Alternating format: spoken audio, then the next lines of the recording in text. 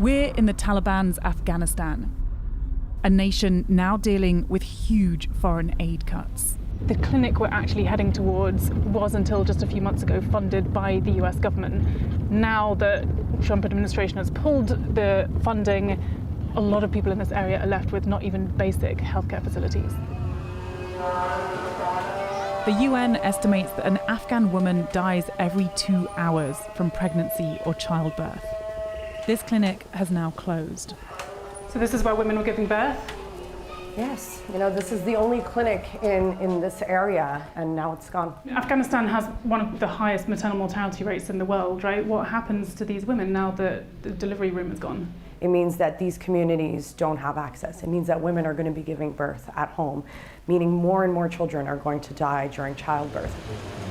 We were just talking to the community leaders who were telling us that 7 people have died since this clinic closed. And just a couple of days ago, a woman died in childbirth because there was nowhere for her to give birth. When we followed up, the woman's neighbours and family told us that if the clinic had been open and she'd had the support of a midwife, she would have survived. Across Afghanistan, over 400 clinics have closed because of US aid cuts. Millions of people were reliant on these clinics for healthcare.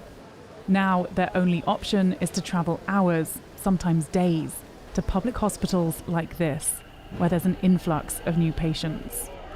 The US was funding doctors, nurses, and essential drugs here, but now that's also gone. Salam, how are you?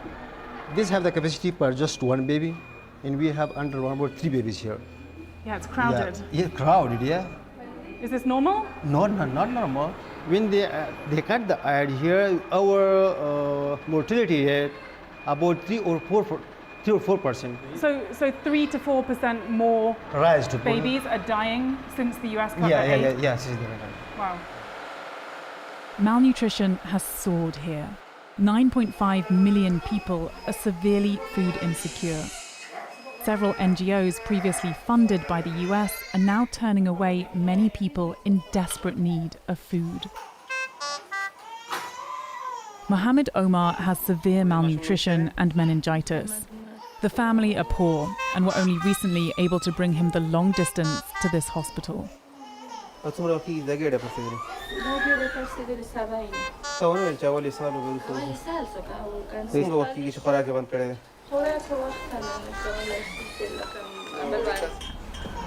Hi, I'm so sorry for what you're going through.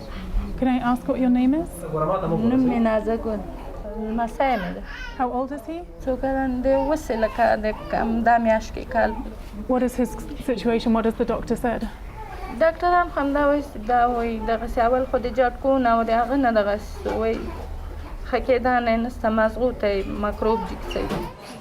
In the middle of speaking, we looked over and realised the child had stopped breathing. Is he breathing? Is he breathing? He needs CPR. He needs CPR. Sorry, move.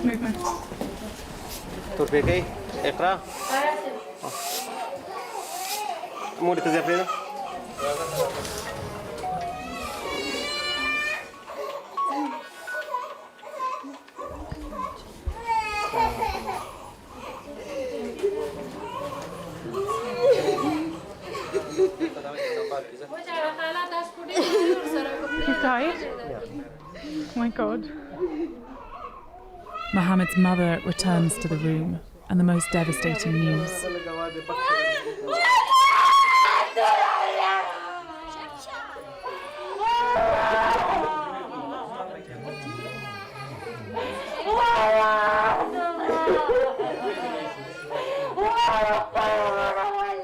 This is just one family of so many thousands of families that are having to live through this, and it's utterly heart-wrenchingly devastating. It's impossible to definitively blame one single factor for Mohammed's death. He was suffering from a range of serious illnesses. But aid cuts have dealt a devastating blow here. Cancelling aid to Afghanistan has long been a goal for Congressman Tim Burchett. $5 billion in cash. Claiming $5 billion US taxpayer dollars have gone directly to the ruling Taliban, a designated terrorist group.